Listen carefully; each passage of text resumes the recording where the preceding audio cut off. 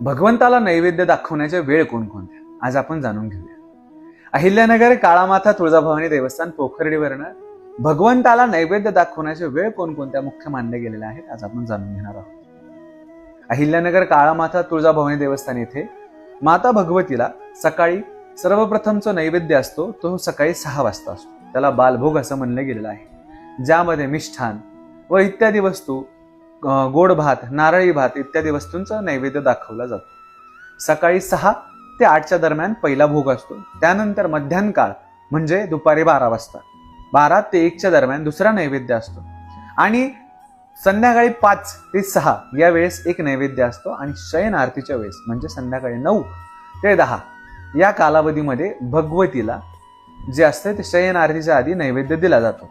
काही ठिकाणी मंदिर संध्याकाळी 8 वाजताच बंद होतात किंवा काही ठिकाणी अशी देखील परंपरा आहे की भगवतीला नैवेद्य दिवस मावळायच्या आधी दाखवलं जातं. परंतु हे वेळ जे आहेत ते साधारण मंदिरांच्या नियमानुसार, इथलं जे मंदिराचा नियम आहे अहिल्यानगर काळामाता तुळजाभवानी देवस्थानचं, व त्याचसोबत अशा बऱ्याचशा मंदिरांमध्ये हे नियम मानलं जातं. आणि घरी जे काही आपण भक्ष्य करणार आहोत ते भगवंतापुढे ठेवणं खूप गरजेचं आहे.